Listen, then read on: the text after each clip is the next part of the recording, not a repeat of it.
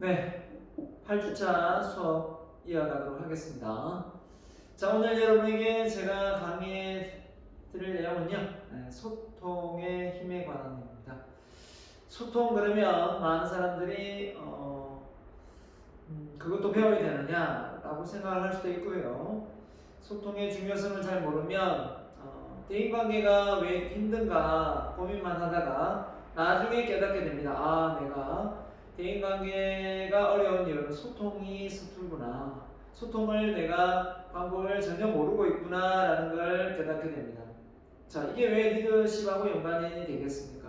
말 그대로 리더십은 남에게 영향력을 주지만 설득을 시켜야 되지 않습니까? 설득을 시키는데 소통이 안 되면 어떻게 설득을 시키겠습니까? 정말 중요한 내용이죠. 자, 그래서 나는 왜 소통하는데 어려움을 겪는 것일까라는 의문을 품고 좀 세부 내용으로 소통의 힘으로 마음 넓은 사람 되기, 여러분의 마음을 이렇게 좁은 마음을 좀 넓은 마음으로 확장시켜 드릴 수 있도록 오늘 강의를 좀 더 열정적으로 해보도록 하겠습니다. 그래서 소통의 힘을 통해서 뭘 한다고요? 인간관계를 개선하고 결국은 여러분의 대학생활을 좀 더 행복하고 보람있게 의미있게 가치있게 만들어줄 수 있다는 겁니다. 자, 문제 가볼게요. 목차입니다. 강의 오픈이 나올 거고요. 소통이란 정의를 한번 내려보겠습니다. 정의를 내리고 그 다음에 소통이 어려운 이유는 그 다음에 또 뭡니까? 소통 잘하는 방법 이걸 해보고요. 그 다음에 감성지능 EQ 한번 이거하고 소통하고 무슨 관련이 있느냐 생각하겠지만 정말 관련이 많습니다. 이성보다 감성이 풍부해야 눈치도 빠르고 상대방의 기분 파악도 잘할 수 있기 때문에 소통을 하는데 어려움이 없게 되겠죠. 소통 잘하는 방법 세 가지 소개하면서 강의 내용을 마무리하도록 하겠습니다. 자, 먼저 한번 볼까요? 자, 오프닝입니다. 이 세상에서 가장 어려운 것이 딱 두 가지가 있다고 합니다. 먼저 첫 번째, 가장 어려운 것은 무엇일까요? 자, 첫 번째 어려운 것이 선임머리에 핀 꼽는 거다. 핀 꼽는 거. 자, 선임머리에 핀을 꼽으려고 하니까 어렵죠. 두 번째 어려운 게 있습니다. 두 번째 어려운 게 뭐죠? 바로 나보다 잘난 사람 인정하기입니다. 나보다 잘난 사람을 인정하는 게 정말 어렵다고 합니다. 그래서 우리는 소통하는데 어려움 중에 하나도 나보다 뛰어나고 우월한 사람을 시기 질투하고 깎아내리려고 하는 그런 마인드를 가진 사람은 소통하는데 상당히 어려움이 따를 겁니다. 그 사람을 존경하고 존중해서 배울 점이라도 하나 찾고 뭔가 이렇게 교훈을 얻으려고 하면 소통은 아주 쉬워질 겁니다. 그렇지 않고 상대방을 내 밑으로 무조건 깎아내리려고 하다 보면 결국은 소통이 어려움에 처하게 될 겁니다. 자, 요즘 시대를 말해서 4차 혁명 시대가 도래되었다라고 말합니다. 4차 혁명 시대하고 소통하고 무슨 관련이 있느냐라고 말한다면 그 관련성이 아주 많습니다. 보세요. 자, 우리가 1차 산업에서는 어떤 전기기관의 발명으로 농업화 사회, 농업에서 기계화로 전해오면서 이 전기기관이 바로 1차 산업혁명의 구축이 되었죠. 두 번째는 바로 이 전기기관에서 전기가 들어옵니다. 그래서 2차 산업혁명이 시작되죠. 그리고 대량 생산, 포드의 헨리 포드의 T형 자동차 대량 생산이 전기 가동이 되면서 생산 공정을 자동화시킬 수 있는 그런 계기가 되죠. 이 2차 산업혁명입니다. 3차 산업혁명은 바로 인터넷의 보급입니다. 인터넷 정보와 지식 사회를 만드는 이 인터넷이 바로 데스크탑에만 있다가 갑자기 휴대폰으로 들어오면서 엄청난 뭔가를 만들어냅니다. 그게 바로 4차 산업혁명은 바로 AI 시대의 도래입니다. 결국은 이 정보화 시대에서 이 4차 산업혁명 시대를 엄청나게 빠르게 성장시켰고요. 결국은 이 인공지능, 그죠? 인공지능과 또 뭡니까? 빅데이터, 클라우드뿐만 아니라 3D 프린트 이런 것들 다 이게 AI, 사물 인터넷, IoT 이런 사물 인터넷 다 해당됩니다.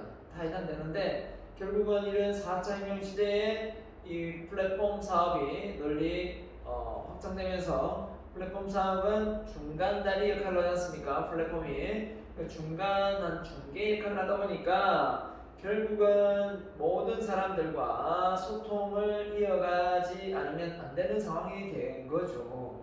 예전에는 도매상, 소매상 뭐 이렇게 그죠? 소비자에게 이렇게 그냥 이렇게 단계별로 이렇게 넘어왔다면 이제는 하나의 어떤 플랫폼 시장을 통해서 생산자, 뭐 마케팅, 많은 이해관계자들이 다 이렇게 연결되어 그물망처럼 엮여 있습니다. 그렇다 보니까 이 중간에 이 플랫폼 시장은 이 모든 이해관계자들과의 소통이 원활하게 이루어질 때 이 플랫폼 시장은 성장할 수밖에 없고 발전할 수밖에 없는 거죠. 그렇기 때문에 가장 많이 거론되는 게 융합이라는 단어입니다. 융합. 그래서 이 4차 산업혁명 시대에 가장 많이 거론되는 게 융합인데 그 융합에 걸맞는 인재상이 뭐냐? 바로 첫 번째가 소통입니다.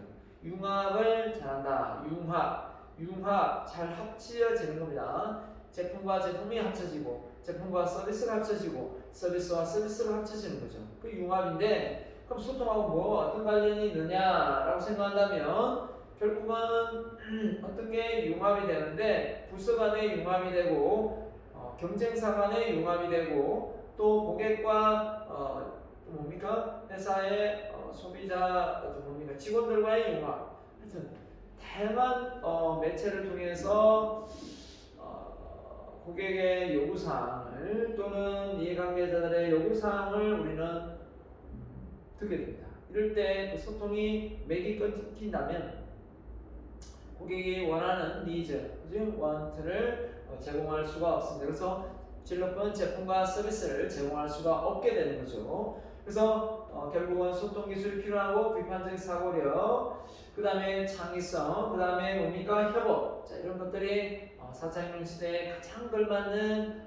인재상이라는 거죠. 그래서 지금 여러분이 나중에 면접을 볼 때 공기업은 거의 PT 면접을 많이 보고요. PT 면접뿐만 아니라 토론을 또 전개합니다. 토론 하나의 주제를 주고 토론하는 것을 또 옆에서 지켜보고 그걸 평가하죠. 자, 이런 것들을 놓고 볼 때 너무 튀어도 문제, 안 튀어도 문제 이게 다 협업을 해서 서로 소통을 잘 이어가고 화합을 잘하는지를 또 보게 되는 거죠. 이런 기타 등등 이런 자질이 요즘 시대의 숨은 인재사이라고 본다면 이 소통이야말로 우리가 꼭 한번 짚고 넘어가야 될 화두가 아닌가라고 생각합니다. 자, 그래서 우리가 소통이 많이 서툰 이유가 뭐냐라고 봤더니 우리나라 교육 자체가 어떻습니까? 지금 여러분하고 제가 비대면으로 수업을 하기 때문에 어쩔 수 없이 지금 여러분하고 나하고 소통을 잘 이어갈 수는 없지만 쪽지를 통해서 문자를 통해서 여러분 많이 궁금한 거 있으면 쪽지로 많이 그죠? 유클래스의 쪽지에 많이 남겨주세요. 그러면 제가 거의 다 답을 다 달고 있어요. 그래서 여러분들이 궁금한 거 많이 하고요. 자, 대면 수업을 한다면 저는 여러분하고 뭐 이렇게 소통의 어떤 수업 방식을 많이 이어갑니다. 진도를 많이 나가는 게 중요한 것이 아니라 여러분의 의견과 그 내용을 수렴해서 함께 성장하고 발전하는 게 저는 정말 중요하다고 생각하기 때문에 그런 수업 방식을 정말 좋아하거든요. 자, 우리나라 수업 방식, 전 세계적으로 마찬가지겠죠. 수업 방식이 이렇게 주입식 방식이죠. 주입식 방식으로 진행되는 것이 이렇게 소통할 수 있는 이런 장이 만들어진 겁니다. 그래서 이제는 뭡니까? 토론식 수업 방식이 각광을 받고 있습니다. 그래서 서로가 각자의 생각을 말하고 정답이 없지만 서로 생각을 공유해서 그런 정답을 하나 만들어가는 그런 교육 과정이 절실히 필요한데 우리는 너무 확고한 정답만을 추구하다 보니까 자기의 생각을 말하려고 하니까 누군가가 더 높은 지식, 더 괜찮은 말을 했다고 해서 주눅이 들어가지고 말도 한마디 못하고 꿀먹은 벙어리 마냥 앉아있는 경우가 흔하게 많습니다.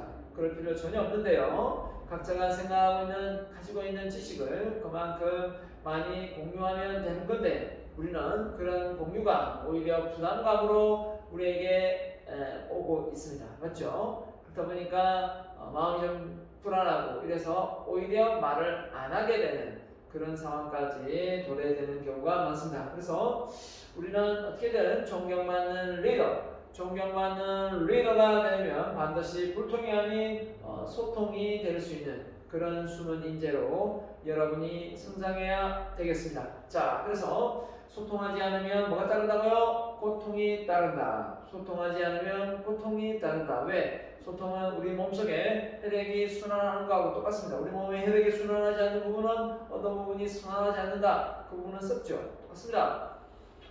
기업이 그냥 발전하고 성장하는 것처럼 보여도 많은 이해관계자들과 다 그물망처럼 엮여져 있습니다. 그런 분들하고 서로 잘 소통하고 화합할 때 결국 기업은 처음에 세웠던 성과치를 달성할 수가 있는 것이죠. 결국은 그게 바로 소통이라면 우리가 그 소통을 잘할 수 있는 비결을 반드시 알고 넘어가야 되지 않겠습니까? 그죠? 자, 소통의 정의입니다. 자, 이 정도는 머릿속에 기억하고 있어야 되겠죠? 소통이란 상대방과 마음의 문을 열고 편견을 버린 채 수용의 자세에서 공감하는 것이다. 상대방과의 마음의 문을 열고 편견은 자기의 어떤 선입견 있는 게 있죠. 버린 채 받아들이는 겁니다. 그리고 공감, 바로 말 그대로 상대방의 기분과 내 기분을 같이 공유하는 그런 마인드가 필요한 겁니다. 이게 진정한 소통입니다.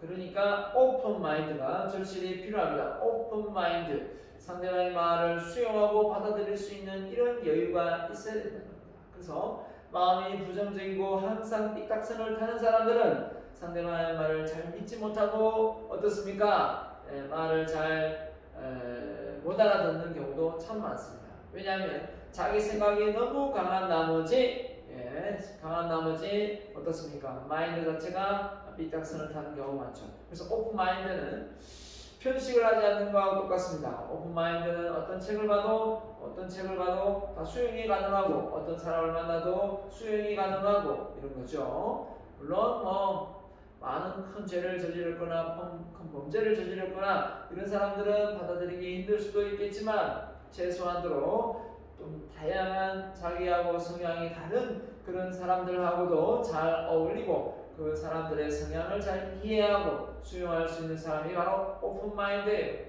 TV를 보다가 불평불만이 많고 이쪽 TV를 틀어도 저쪽 채널을 틀어도 계속 불평불만하는 사람이 많습니다. 그리고 책을 볼 때도 마찬가지요. 이걸 책이라고 썼을까? 왜 이런 책을 냈을까? 별의별 소리 다 합니다. 본인들이 책 한 권 써보지 못하면서 책을 비판만 하죠. 사람을 만날 때도 마찬가지입니다. 이 친구 저 친구 아무리 새로운 친구를 만나도 성에 차지 않습니다. 결국은 나중에는 외톨이가 되죠. 더 이상 만나고 싶은 시간을 할애하고 싶은 마음조차 없어지게 됩니다. 이런 사람은 마음의 문이 닫혔다라고 보는 거죠.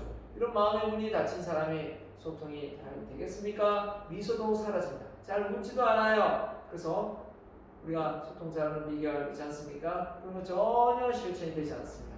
자, 그래서 이렇게 되면 안 되겠죠? 그 다음에 이 경청이 정말 수용입니다. 말은 하는 거지만 인풋이지만 귀는 아웃풋이지만 귀는 인풋이죠. 들어오는 겁니다. 많이 들어야 입이 아웃풋 나오는 거잖아요. 결국은 많이 들어야 아웃풋이 아니라 인풋이 되어야 아웃풋이 되는 겁니다. 근데 자기 말만 하고 싶고 남의 얘기는 안 들리는 이런 듣는데 아주 약한 사람이 있어요. 들으려고 하지 않는 거죠. 들으려고 하지 않다 보니까 결국은 누구하고의 어떤 교류가 잘 안 일어나는 외골수의 성격이 만들어지는 경우도 참 많습니다. 그런 사람을 우리는 가끔 만나게 되는데요. 사실 왜 저럴까 생각해보면 그 사람도 사실 피해자입니다. 피해자. 왜냐하면 그 사람도 그렇게 성장하고 그런 성격으로 만들어지고 싶지는 않았었습니다.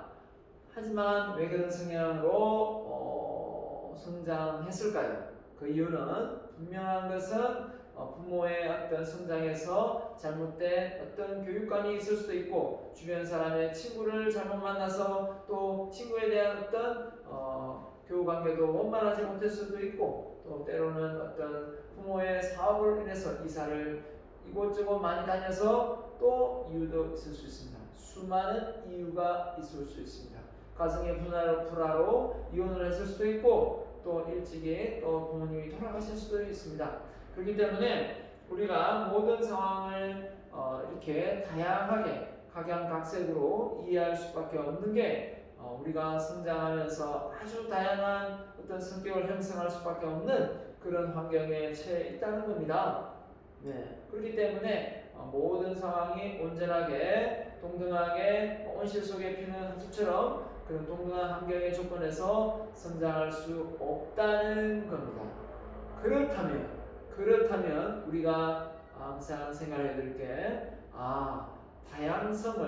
다양성을 수용할 수 있는 마음이 벌써 소통의 준비 과정이다 라고 볼 수 있는 거죠. 그래서 여러분 스스로가 이 소통이 잘 되면 대학생활을 잘하고, 그러면 직장에 가서 직장생활을 잘하고, 인생을 놓고 보면 여러분이 행복한 인생으로 잘 살았다라는 생각이 들게 되는 겁니다.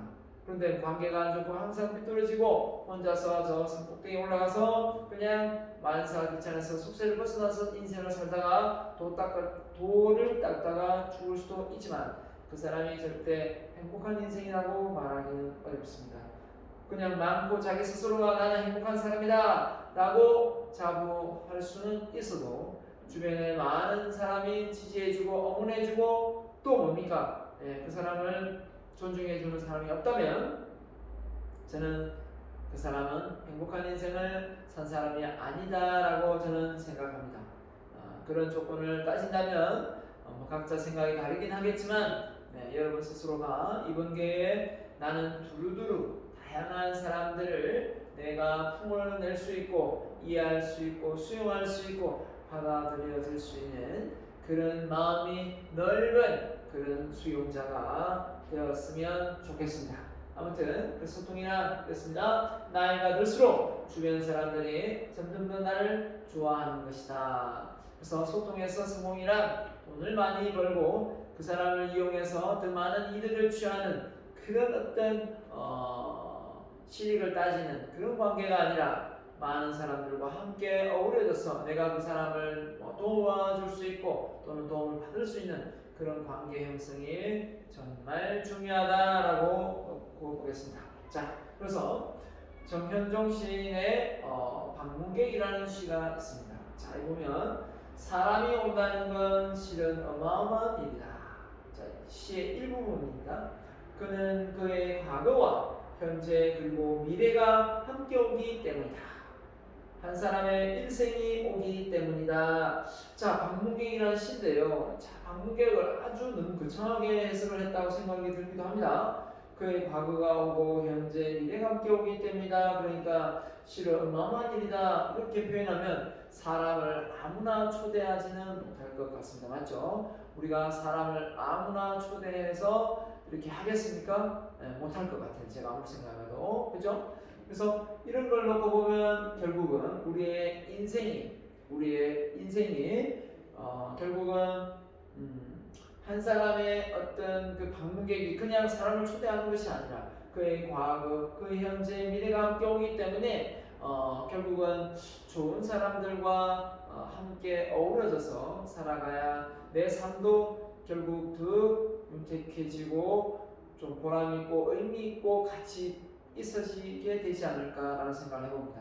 그런데 만약에 이 방문객의 사람이 만약에 어떤 안 좋은 일을 많이 경험하거나 또 많은 안 좋은 일을 사회에 악영향을 미쳤던 사람이라면 결국은 그 사람에 대한 어떤 부분이 나에게도 영향을 미치지 않겠습니까? 결국 나도 이 사회에 좋은 영향을 줄 수 있는 사람이 아니라 악영향을 줄 수 있는 그런 사람으로 또 변형되어질지도 모릅니다. 아무튼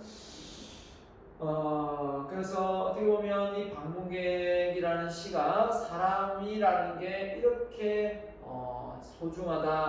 소중하고 그 사람의 과거가 온다는 것은 그 사람과의 과거가 솔직하게 안 좋은 과거가 있다 하더라도 그걸 다 내려놓고 용서하고 우리가 그 관계를 개선하고 잘 지내보자라는 의미가 깔려있지 않나라는 생각합니다. 서로 친구 관계도 싸웠으면 그 친구가 예전에 싸웠지만 다시 우리 집을 초대한다면 그 과거의 잘못을 내가 용서한다라는 그런 의미도 내포하고 있지 않나라는 생각을 합니다. 우리는 이 삼면이 바다로 둘러싸여 있기도 하지만 주변에 강대국들이 많습니다. 중국을 비롯해서 일본하고 물론 북한은 강대국은 아니지만 핵을 가지고 있기 때문에 우리나라보다 강대국에 속합니다.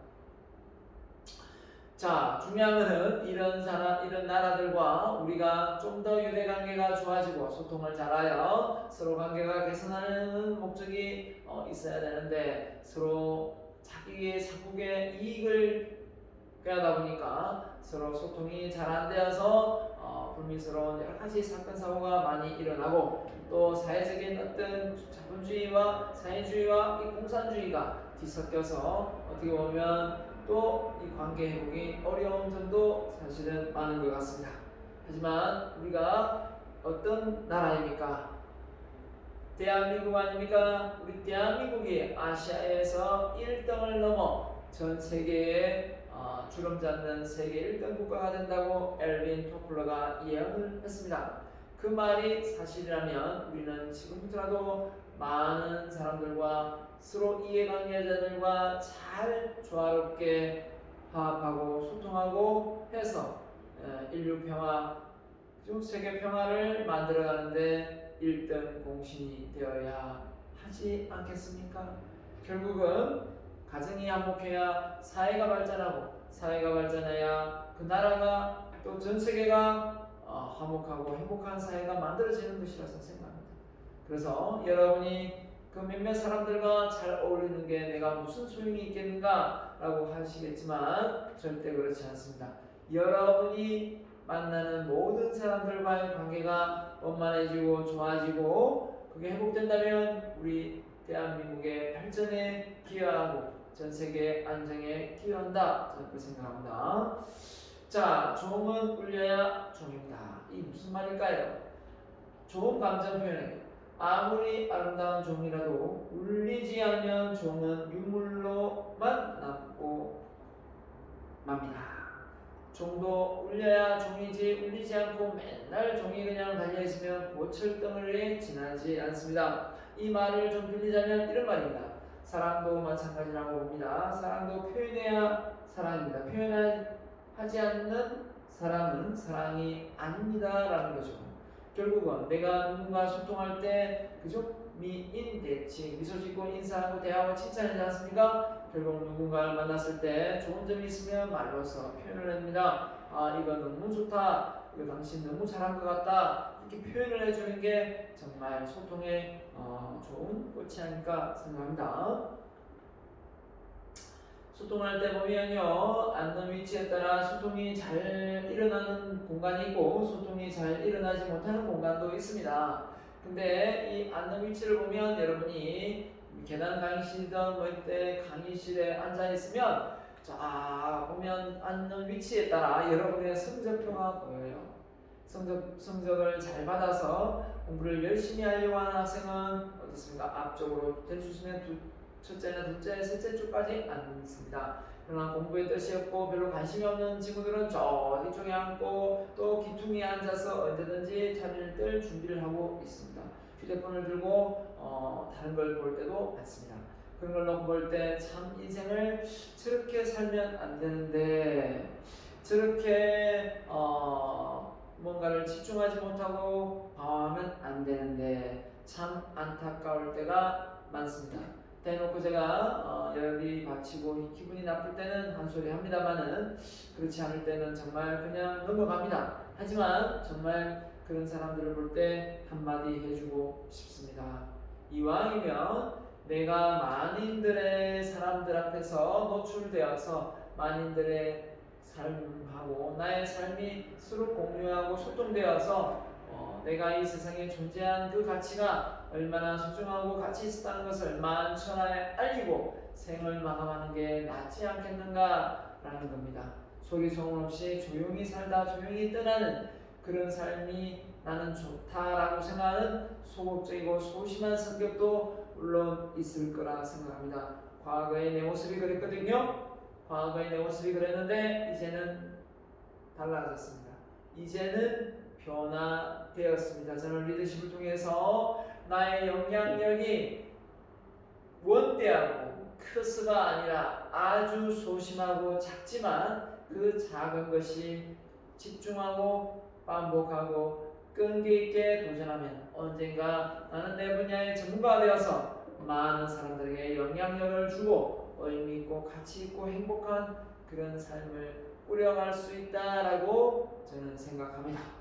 그렇기 때문에 한 번에 뭔가 큰 성과를 보고 짧게 끝내려고 하지 말고 이렇게 비유합니다.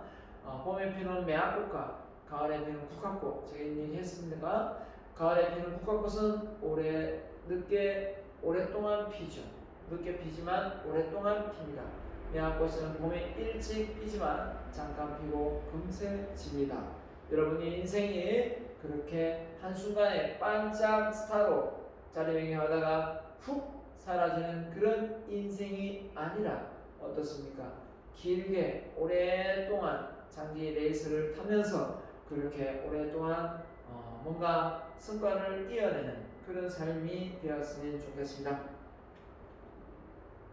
소통이 어려운 이유는 뭐냐? 첫 번째 성격입니다. 성격이 정말 애니어그램 9가지, MBTI 하면 16가지 이렇게 성격 유형이 나오지만 사실 성격이라는 게 카테고리로 묶어서 그렇지 사실 범주화시키지 않으면 우리의 성격은 76억 인구만큼 있습니다.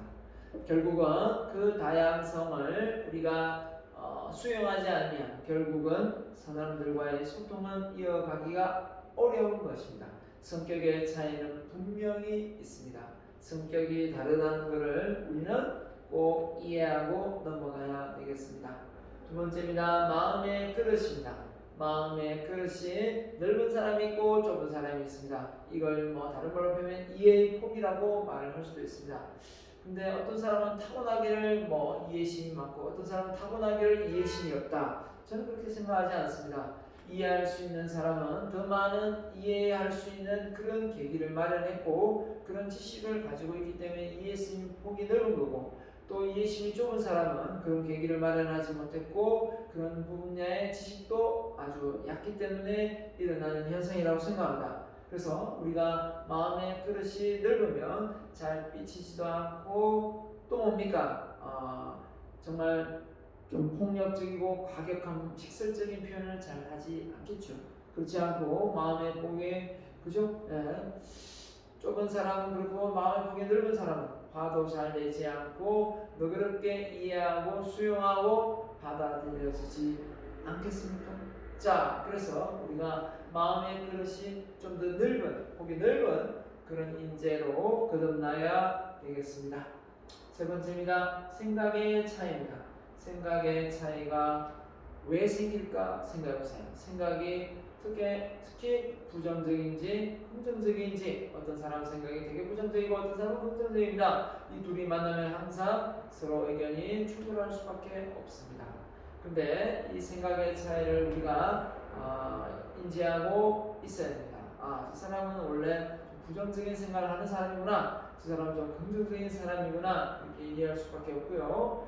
이걸 통해서 여러분의 생각이 너무 부정적이어서 사회생활 어떤 생활하는데 어려움이 따른다면 반드시 이 부분은 개선하고 넘어가야 될 사항이 아닌가 생각합니다. 배움의 차이입니다. 인간관계, 상담, 소통, 대화 기법 이런 것을 전혀 배운 적이 없는데 갑자기 사람들 관계가 좋아진다. 말도 안 되는 소리입니다. 그래서 우리가 지금 이 시간에 우리가 이 소통에 대해서 배우지 않습니까? 아주 다양하고 여러 가지 내용이 많이 나올 겁니다. 그 내용들을 100% 다 이해할 수는 없겠지만 기억할 수는 없겠지만 결국은 여러분이 알고 노력한 만큼 이 세상의 이치도 깨닫고 많은 사람들과 소통을 이어갈 수 있다는 건 정답입니다. 이타심의 차이입니다. 봉사, 희생, 양보 이런 이타심이 많은 사람을 소통하는데 아주 원만하게 잘 이어집니다. 근데 너무 이기주의고 자기를 위하고 자기밖에 모르는 어떤 사고방식을 가진 사람은 남을 돕거나 남에게 희생을 강요하면 오히려 화를 내고 짜증을 냅니다. 내가 구체적으로 내가 왜 그 사람한테 내가 양보하고 희생을 하고 손해를 봐야 되느냐 하면서 투덜투덜거리는 투덜이가 되게 됩니다. 자, 그러나 여러분, 삶은 부메랑이라고 했던가요? 내가 언젠가 도움을 받으면 또 도움을 줄 수도 있는 거고, 또 뭡니까? 내가 도움을 줬다면 또 나한테 도움을 받을 수도 있는 겁니다. 이 삶의 부메랑의 원리는 아직 깨지지 않았습니다. 물론 남을 도와줄 때 꼭 도움을 받기 위해서 도움을 주는 건 아니지만 도움을 받을 수 있는 확률이 높아지는 거죠. 좋은 사람을 하는, 좋은 일을 하는 사람은 좋은 사람 주변에 많이 머물러 있고, 나쁜 행동을 하는 사람은 나쁜 사람들이 주변에 많이 포지션되어 있습니다. 자, 아무튼 내가 희생하고 양보하고 봉사하고 헌신하는 이 마음이 결국은 소통을 잘하는데 큰 밑그림이 된다고 생각합니다. 그 다음에 6번째, 자, 관심, 공감, 관심 부족, 공감 부족, 배려 부족했는데요. 관심, 공감, 배려만 잘해도 인간관계 소통하는데 아무 문제가 없다라는 걸 지금 마지막 부분에 소개를 하겠고요. 다름을 인정하지 않기 때문이다. 이 성격의 다름을 우리가 어떻게 인정해 주냐? 이렇게 말하는 사람이 많은데 맞습니다. 그 성격의 다름을 정말 이해하기 힘든 사람도 꽤 많이 있으니까요. 그 사람들을 우리가 다 이해해 주는데 어려움이 있는 건 사실입니다. 하지만 그럼에도 불구하고 우리가 성장 배경이나 선천적인 타고난 배경이나 또 받는 교육의 여건이나 기타 등등 어떤 어려움에 처한 상황이나 가정 형편이거나 그런 게 다 다를 수밖에 없지 않습니까? 그렇기 때문에 좀 제주껏 여러분 스스로가 다름을 인정하고 들어가고 이해하고 들어가야 되지 않겠는가 생각합니다. 자, 우리가 아무리 대화가 안 되는 사람도 누구와 이 사람하고 이야기하면 소통이 금방금방 됩니다. 어떤 사람일까요? 바로 정신과 의사, 심리 상담사입니다. 이 사람들은 왜 사람들과의 관계 속에서 소통이 잘 진행될 수밖에 없을까요? 그 이유는 바로 이것 때문입니다. 일반인들과 심리 상담사가 가장 큰 차이점이 뭐냐? 바로 경청입니다. 남의 말을 끝까지 완벽하게 잘 메모해가면서 잘 듣는다는 겁니다. 이 듣는다는 게 정말 중요합니다. 소통에서 내 말을 들어주고 내 말을 들어주면 상대방이 했던 말 속에 잘 들어주면 또 공통점을 쉽게 찾을 수 있고 상대를 비치게 해서 상대방이 원하는 것을 또 요구해서 들어줄 수도 있는 부분입니다. 그렇기 때문에 누구한테 좋은 접수를 받고자 한다면 가서 말을 많이 하는 그런 사람이 아니라 그 사람 말을 많이 들어주고 오는 사람이 되어야 되겠습니다. 이렇게 이런 얘기합니다. 교수님, 아니 서로가 많이 들으려고 하다 보면 누군가가 말을 안 하게 될 텐데 그러면 어떻게 될까요? 이렇게 표현하는 경우도 있습니다. 맞죠? 다들 너무 소극적이고 내성적이라 들을 준비는 되어 있는데 말할 준비가 안 된 사람도 있을 수는 있겠죠. 하지만 중요한 것은 다 내성적인 사람이 앉아서 있는데 무조건 경청을 많이 해야 된다 해서 상대방의 이야기를 무조건 기다리지는 마세요. 그건 어리석은 판단이고 내가 말을 하고 나서 또 마주보고 있는 여러 주변의 사람들이 말을 할 수 있는 기회의 장을 자꾸 열어주라는 얘기입니다. 혼자서 계속 이렇게 뭔가를 다 하려고 하지 마시고.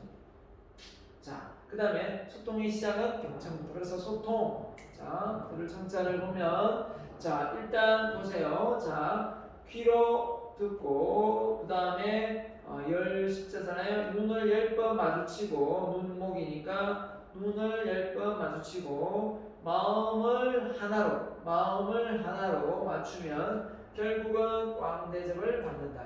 귀로 듣고 눈을 10번 마주치고 상대방과 마음을 하나로 일치히 집중하는 거죠. 그 상대방의 대화에. 그러면 왕대접을 받는다라는 겁니다. 정말 해석을 참 잘해놓은 것 같아요. 이처럼 소통은 결국은 상대방에게 어떤 부분에 대해서는 신뢰를 쌓는 가장 좋은 도구가 아닌가라고 생각합니다.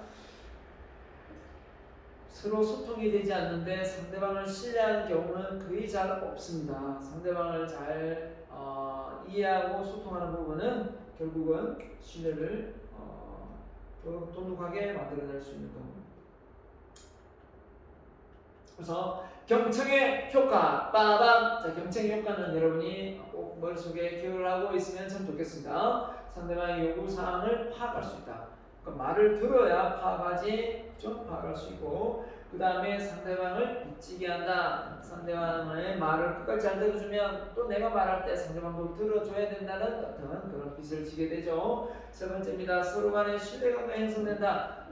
이 사람이 정말 내 마음을 잘 공감해 주는구나. 나도 그 사람이 말할 때 잘 공감해 주고 들어줘야 되겠다. 이런 생각을 가지게 되는 겁니다. 그 다음에 네 번째, 공통점 찾기가 쉽다.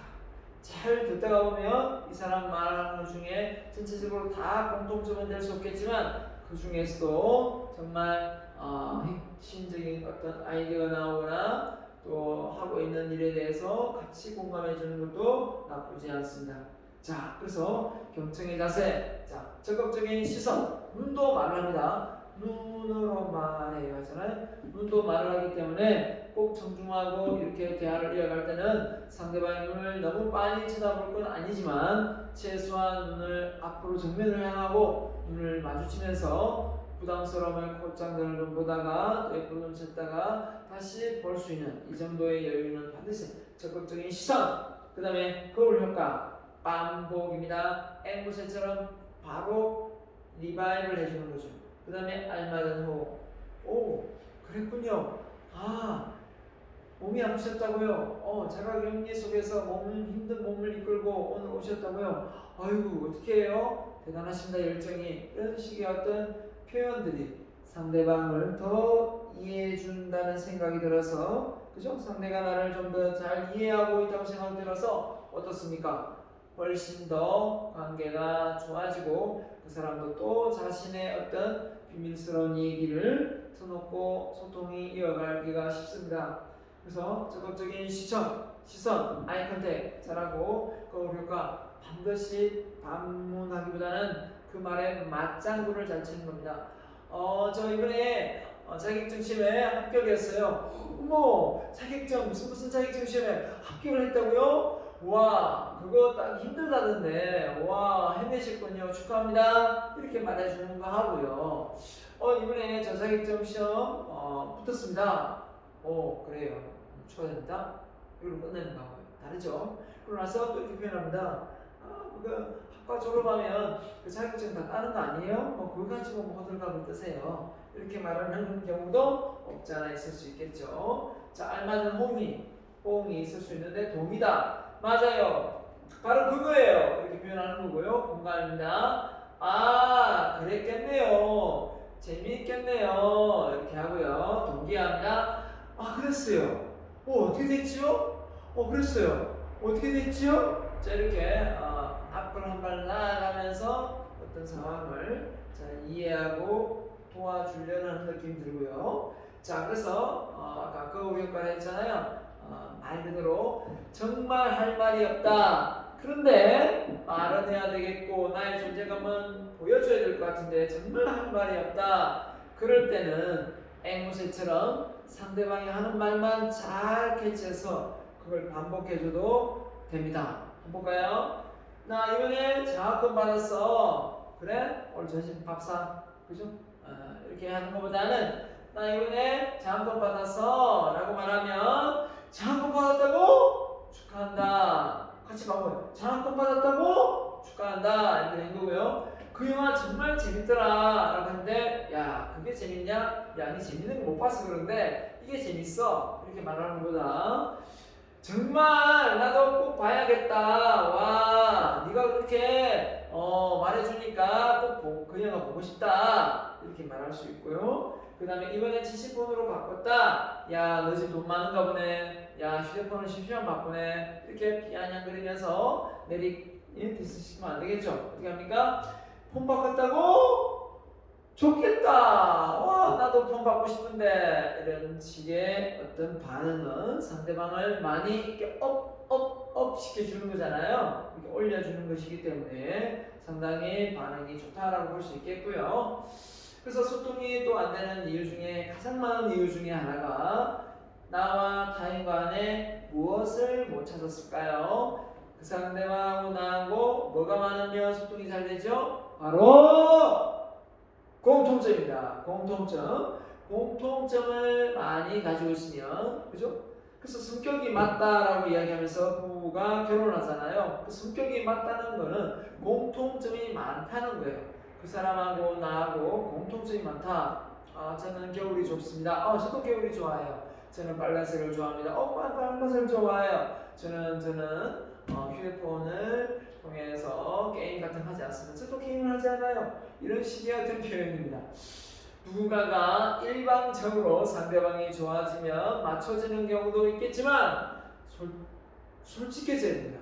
솔직해지지 않고 실제 겨울 좋아하지 않고 봄을 좋아하면서 자기가 겨울을 좋아한다 말하고 자기는 파란색을 좋아하면서 빨간색을 좋아한다 라고 말하거나 뭐 탕수육을 좋아하면서 탕수육 상대방이 좋아한다니까 나도요 라고 말하고 회를 상대방이 좋아하는데 자기는 먹지도 못하면서 나도요 말하면 나중에 결혼해서 그렇게 하다 보면 안 맞을 겁니다. 100% 안 맞아요. 그때 서로가 왜 안 맞는지 난리 법석을 지웁니다. 그러면서 쏘갔네, 내가 쏘갔네, 네가 쏘갔네 하면서 또 헤어집니다. 결국 처음부터 서로가 공통된 분모, 이 공통점을 잘 찾아내는 기술이 우리는 인간관계에서 정말 중요하다라고 보겠습니다. 근데 이게 그냥 찾아지느냐? 그냥 찾아지지는 않습니다. 유심히 보고 관찰하고 내용 속에서 이렇게 집중도가 있어야만 이 상대방과 나의 공통점을 쉽게 찾아서 그 내용으로 풀어갈 수가 있겠습니다. 그렇지 못하면 결국 말이 건들되고 잘리게 되는 겁니다. 그렇죠? 자, 그래서 소통이 안 되는 이유 첫 번째 뭐냐? 상대방에 대한 지나친 기대. 기대한 잔치집 먹을 거 없더라 라는 속담 있듯이 우리가 너무 상대방에게 기대를 해서는 안 됩니다. 기대하다 보면 상대방의 그 작은 불미스러운 행동에도 화가 나고 화딱질이 나서 고함을 지르게 됩니다. 그래서 너무 큰 기대하지 마시기를 기원드리고 그 다음에 순간의 감정들, 화난 감정, 특히 다혈질 이런 성향을 가진 사람은 그냥 무턱대고 화를 부럭 내지 않습니까? 그러고 나서 나중에 내가 왜 그 사람한테 화를 냈지? 내가 자중했어야 되는데 이렇게 막 후회를 하죠. 이런 사람이 우리는 감정 조절에서 실패하는 경우를 많이 봅니다. 그 다음에 지레짐작이에요. 그래, 그럴 거야. 저 사람이 나를 싫어할 거야. 저 사람은 나를 좋아하지 않을 거야. 저 사람은 절대 나 같은 사람을 인정하지 않아. 이렇게 지레짐작하다 보면 결국 어떻습니까? 그 사람을 더 이상 꼴도 보기 싫은 상황이가 되어버리게 되죠. 그 다음에 나의 기준으로 보는 관점입니다. 이게 이제 자기가 선천적으로 타고난 것이 있을 수도 있고 과거의 경험을 통해서도 있을 수도 있지만 여러 가지가 있을 수 있겠죠. 예를 들면 돈을 몇 번 빌려줬는데 친구한테 돈을 원금을 받지를 못했어요. 그러다 보니까 누군가가 돈을 빌려달라고 한다. 그때부터는 기겁을 하고 돈에 대해서 혐오감을 느끼기도 하고 돈을 빌려주면 못 받는다 생각하기 때문에 돈을 절대 안 빌려주려 하겠죠. 그래서 우리가 이런 걸 놓고 볼 때 나의 기준으로 보는 관점 이런 것들이 우리의 어떤 소통의 방해 요소가 아닌가 생각합니다. 맞죠? 이런 걸 잘 이겨내야만 우리가 소통 잘하는 그런 사람이 될 수 있겠습니다. 그래서 사람들과 소통이 어려운 이유 하는 말이 와야 오는 말이 없다. 기대를 한단 말이에요. 기대. 내가 이런 인사를 안녕하세요 여러분 반갑습니다. 그래서 여러분이 안녕하세요 반갑습니다 이렇게 해주길 바라지만 그죠? 기대할 수 있겠죠. 여러분 반갑습니다. 한 주 잘 지냈습니까? 라고 했으면 여러분이 네 라고 해주면 참 좋은데 왜 네, 이렇게 하죠.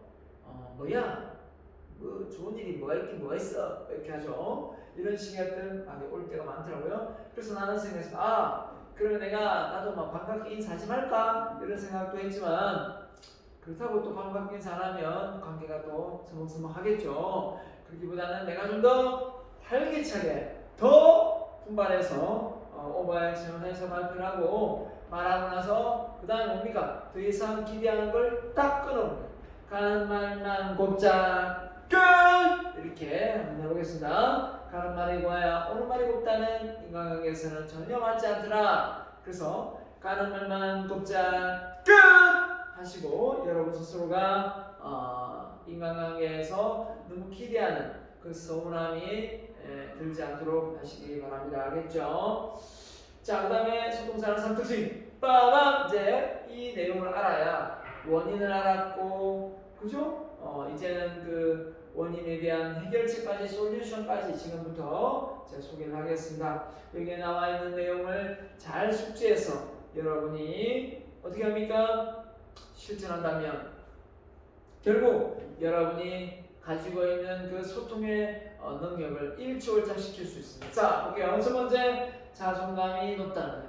자존감이 높다. 자존심이 높으면 안 되겠죠. 자존심은 뭐랬습니까? 남과 비교해서 자기가 우월주의가 되어야 우월해야만 된다고 생각하는 게 자존심이에요. 그렇기 때문에 자기보다 좀 더 뛰어나고 뭔가를 많이 갖고 있고 뭔가 능력이 탁월하면 그 사람을 시기 질투하고 깎아내리려 한다 했죠. 그래서 자존감은 자기를 있는 그대로를 사랑하고 내가 소중한 만큼 남도 소중하고 인정해주고 서로 윈윈하는 그런 전략을 펼친다라고 말을 했고요. 두 번째입니다. 긍정적인 마인드와 말투라는 거예요.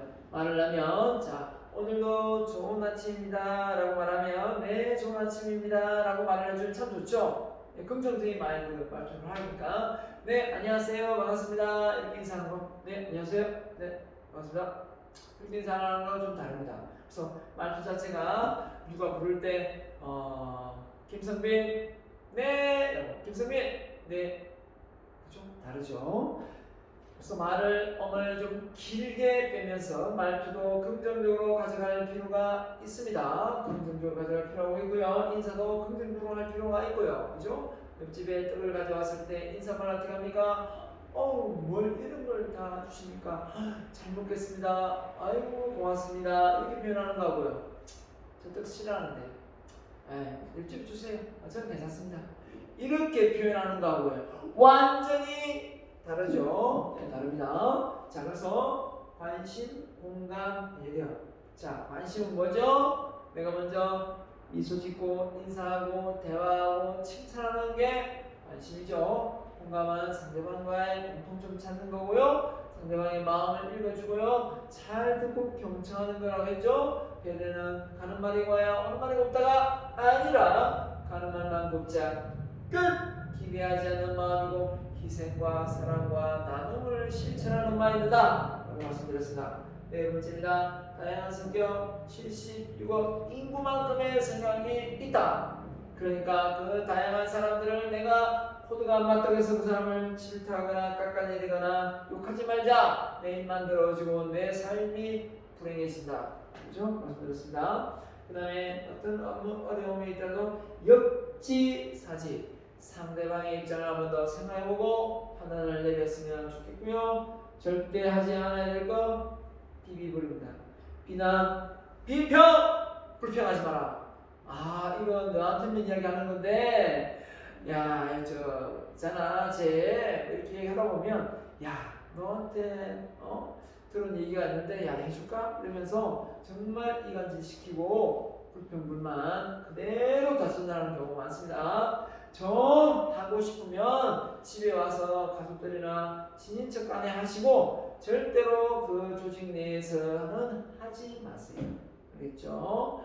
학교에서 일어났던 불미스러운 얘기를 그죠? 불행한 얘기를 너무 이렇게 많은 사람들이 떠벌리지 말라는 겁니다. 오히려 본인의 인생에 악영향을 주고 손해를 끼칠 수 있다.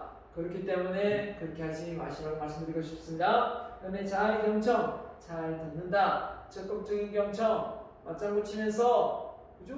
말을 요약해 주면서 들으면 더더욱 좋겠습니다. 그 다음에 기대하는 마음이 적다. 그래서 마음이 좀 이타심이 많은 경우는 소통이 훨씬 잘 된다. 소통이 안 되는 친구는 자존심이 높고 자존감은 낮다. 그래서 이런 사람들은 자존감 낮고 자존감을 높이고 자존심이 낮고 자존심을 꺾어서 자존감이 높아야 된다. 이러려면 어떻게 해야 되느냐? 자존감을 높이려면 어떻게 해야 되느냐? 소개하겠습니다. 자존감을 높이면 제일 말이죠. 자존심의 나무에 꽃이 떨어져야 인격의 나무에 열매가 맺힌다.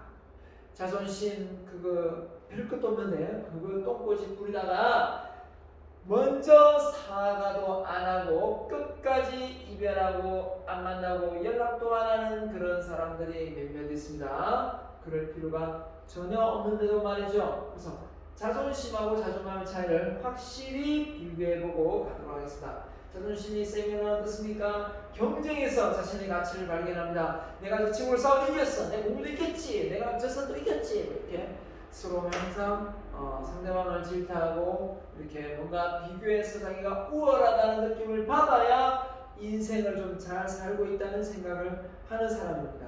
근데 자기가 그 사람도 못하다, 자산이 못하다, 승승도 못하다 이렇게 못하다 생각하면 비굴해지면서 그냥 스스로 비굴해지면 되는데 또 그 사람을 깎아내리려고 막 물귀신 작전을 펼치죠. 자, 자존감. 인간 자체가 많이 배우고 뭐 적게 배우고 뭐 자산이 많고 없고 좋은 집안에 타고났고 안 타고났고 이게 중요한 것이 아니라 인간은 인간으로서의 존엄성이 있습니다.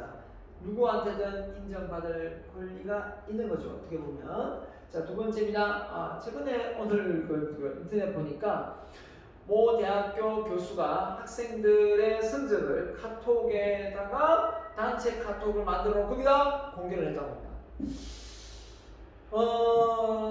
성적을 공개하면서 동료 차원에서 그렇게 했다라고 하지만 성적을 잘 받은 친구는 별로 문제가 없겠지만 성적이 되게 못 나온 친구들은 내 성적을 많은 학생들이 알고 있으면서 내가 얼굴을 못 들고 다닐 수도 있겠죠. 그런 상황에서 놓고 볼 때 이거는 좀 더 신중했어야 된다라는 생각입니다. 교수로서. 그래서 주변 사람들과 비교해서 비교하는 것 자체가 비교 이게 습관화되면 계속 비교를 하는 거예요. 그래서 99개를 들고 있으면서 마지막 한 개를 못 채우고 완벽하게 들고 있는 사람을 비교해서 자기를 불행하다고 말하는 사람도 있어요. 자신의 성장과 발전에 주목한다.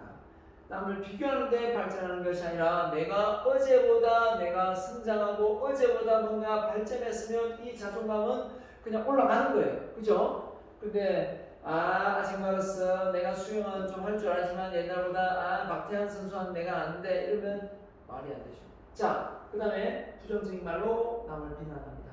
맨날 투덜이가 되어 있어. 맨날 깎아내리고 욕을 합니다. 긍정적인 말로 남을 칭찬하려고 애를 씁니다. 그죠? 칭찬 애를 씁니다. 네 번째, 실패할까봐 도전하기를 두려워합니다. 자존심이 세기 때문에 내가 그죠?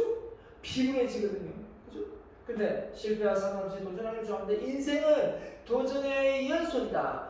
도전을 통해서 사람은 스토리가 만들어진다. 그 스토리가 없는 인생은 정말 불행한 인생이다. 실패가 있든 불행이 있든 도전은 있기 마련이다. 도전이 없으면 도전을 피하려고 하죠. 그 다음에 뭡니까? 욕심이 많다. 욕심이 많다 보니까 그죠? 나눔을 실천하는 마음이 적죠. 그렇기 때문에 많이 가졌음에도 또 많이 가지고 또 많이 가지고 또 많이 가지고 또 많이 가져서 주변 사람들한테 눈총을 맞는다라는 겁니다. 자, 정체성이 아주 자주 흔들린다. 자, 정체성이 뭡니까? 자의 뭡니까? 자기를 생각하고 있는 자기의 모습이잖아요. 그죠? 자기의 모습에 대해서 자상이 어떻게 됐습니까? 좋은 쪽으로 나는 괜찮은 사람이야. 내 장점 무엇이고 내가 잘하는 전문적인 게 무엇이고 내가 어떤 부분 내 꿈은 무엇이고 내 성향은 어떻고 이걸 통해서 내가 이 사회에 기여할 수 있는 부분은 무엇이고 나누는 것은 무엇이고 또 봉사할 것은 무엇인지 이렇게 잡아가면 되는데 이 자아 정체성이 항상 남을 비교하고 그 속에서 자기의 우월을 내세우려 하다 보니까 어떻습니까? 혼란스럽죠. 누군가가 집 샀다더라, 누군가가 좋은 차 뽑았다더라, 누군가가 뭐 이사 가서 뭐 대박이 났다더라 이러면 막 우라통이 터지는 겁니다. 결국은 자 그런 사람들이 있죠. 그 다음에 나는 뭐했나 싶고 그죠? 자 승모의 기준은 출세, 돈과 권력이다. 이게 어떻게 기준이 될 수 있겠습니까? 일부는 될 수 있겠지만 이걸로써 우리가 승공을 했다 안 했다 잡아할 수 없습니다. 돈은 좀 적게 벌더라도 사람 됨됨이가 되어 있어야만 더 성공한 인생이 아닌가 저는 생각합니다. 성공의 기준은 스스로 느끼는 행복이다. 행복의 기준을 맞추면 또 행복이 있지만 출세 기준을 맞추다 보면 계속 남을 피해 주게 되고 또 강요하게 되고 자기가 칼자루를 쥐고 있다고 생각해서 막 휘두르고 싶어합니다. 승과가 없는 일에 핑계가 가득하다. 변명을 하지 않고 사과할 줄 안다. 자, 핑계대는 사람치고 발전적인 사람, 자기 개발을 성장하는 사람들 못 봤습니다. 핑계는 수용을 거부하고 변화를 꾀하지 않겠다는 똥꼬집입니다. 똥꼬집. 그렇기 때문에 핑계대지 않고 받아들이고 수용해서 다음의 어떤 기회를 더 잡는 게 유리하겠죠. 그 다음에 질투하기를 좋아한다. 심심하면 삐쳐요. 그래서 자기를 사랑하는 마음이 없다 보니까 자기를 존중하지도 않으면서 사랑하는 잘난 척하다 보니까 어떻습니까? 주변 사람들한테 상처를 많이 받습니다. 그래서 누구한테 센 척 하다가 집에서 혼자 있을 때는 우울해서 눈물을 베갯잎을 적시는 그런 인생을 살아갈 수도 있다는 겁니다. 그 다음에 자기 효능감이 되게 높아지는 저희는 자존감이 높으면 자기 효능감이 뭡니까? 자기의 가지고 있는 재능과 끼가 분명히 자기에게 있다는 걸 인정하고 그걸 통해서 내가 누군가에게 그런 능력과 역량을 보여줘서 나도 정말 이 세상에서 존재감이 있고 정체성이 있는 그런 삶을 살 수 있다고 생각하는 사람입니다. 남들 눈치 때문에 자유롭지 못하다. 왜냐하면 나는 많이 의식하니까요. 그죠? 자존심 센 사람은 괜히 그냥 남들이 나한테 뭐라고 할 것 같은 느낌이 드는 거죠. 자존감이 높으면 주변에 의식하지 않고 자유롭게 자기 하고 싶은 말을 합니다. 그리고 욕도 먹을 걸 압니다. 그렇기 때문에 그걸 별로 대수롭지 않게 생각을 합니다.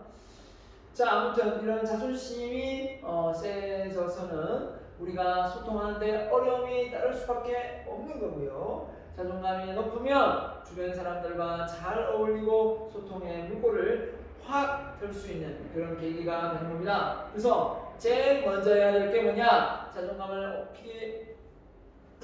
올리기 위해서는 바로 에디에타입니다. 에디에타, 스스로를 사랑하고 타인도 나를 사랑할 수 있다. 나를 사랑하는, 내가 나를 우습게 보면 남도 나를 우습게 본다 라는 말을 했습니다. 내가 나를 우습게 보면 정말 맞습니다. 내가 나를 우습게 보지 않고 그런 마음을, 자존감을 가지고 있어야 남도 우습게 보지 않습니다. 알겠죠? 그렇기 때문에 자기를 좋아하는 마음을 키우기 위해서는 이 명언이 참 딱입니다. 사랑하면 알게 되고 알게 되면 보이느니 그때 보이는 것은 이전과 같지 않더라. 그래서 누군가를 사랑해보세요. 누구부터요? 나를요. 나를 있는 그대로 사랑해보세요.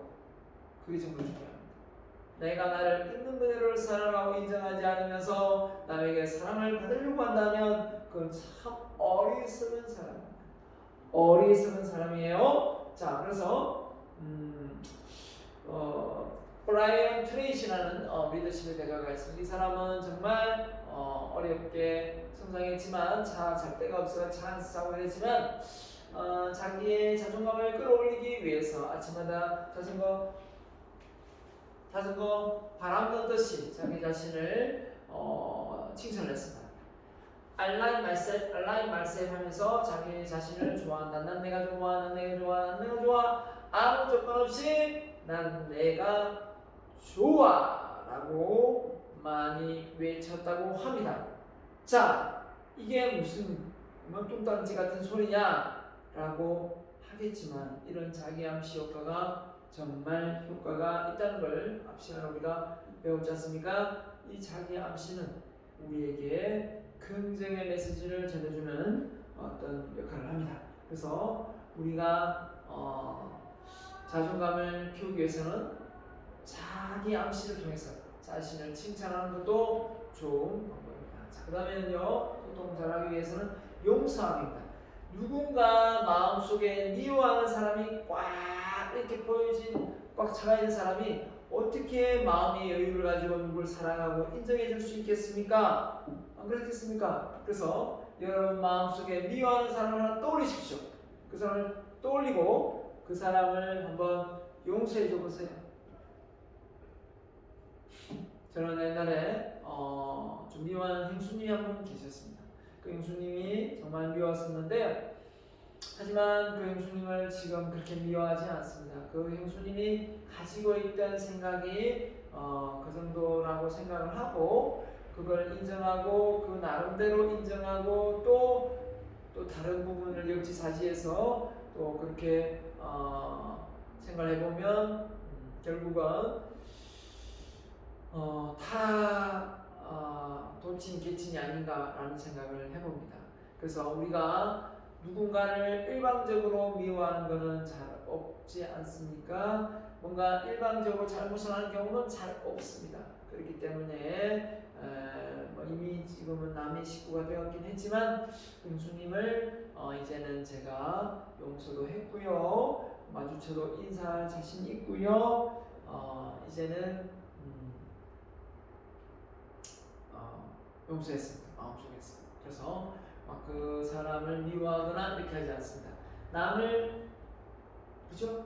용서한다는 것은 그만큼 마음의 그릇이 크다는 걸 의미하는 거잖아요. 용서가 절대 쉬운 건 아니거든요. 나한테 피해를 끼치고 해를 끼친 사람이 어떻게 용서가 쉽게 되겠습니까? 살인을 저지른 내 아들을 죽이고 내 딸을 죽인 사람을 용서할 수 있겠습니까? 결국 쉬운 게 아닙니다. 하지만 그런 어떤 큰 사건이 있다면 그거는 내가 용서를 구한다, 용서를 하라라고 말할 수는 없겠지만 결과적으로 별거 아닌 아주 사소한 감정 때문에 서로 돌아져서 서로 그죠? 노트 빌려달라 했는데 노트도 안 빌려주고 돈 좀 빌려달라 했는데 돈도 안 빌려주고 그죠? 인사도 했는데 인사도 안 받아주고 이런 사사로운 감정 때문에 혹시 상대가 미워지고 돌아섰다면 한번 용서해 주시기 바랍니다. 용서. 자, 그래서 남을 용서하지 못하면 미움이 쌓이고 자기를 용서하지 못하면 평생 후회만 하다가 죽는다고 합니다. 그래서 우울증에 빠지는 사람들을 보면 자기 자신을 너무 질책하고 너무 이렇게 깎아내리는 사람들이 있습니다.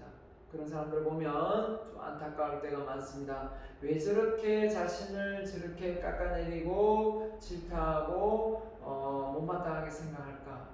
결국은 그 자체가 자신의 인생을 불행하게 만드는데 왜 저렇게 살까라는 생각을 많이 하게 됩니다. 여러분은 그런 사람이 되지 않기를 꼭 바라면서 여러분 스스로가 마음속에 미워하는 사람이 있다면 종교의 힘을 빌려서 그 사람을 용서해도 됩니다.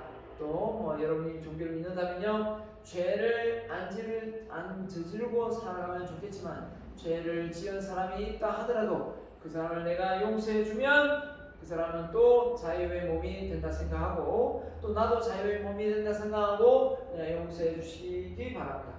그렇죠? 그래서 내가 싫어하는 사람을 내 가슴 속에 넣어두고 다닐 만큼 그 사람이 가치가 있습니까? 없잖아요. 그죠? 내가 싫어하는 사람을 내 가슴 속에 넣어두고 다닐 만큼 그 사람이 가치가 있느냐? 없다 이거예요. 그러면 그냥 불을 털어버리고 지나가는 흐르는 물에 그냥 헐려버리라 이거죠. 그래서 내가 좋아하는 사람, 가족, 친한 친구, 스승이 있으면 그 사람들을 가슴에 담아내는 게 더 소중한 것이지 미워하는 그런 어떤 사람들을 계속 가슴에 담아둘 필요는 없다라는 겁니다.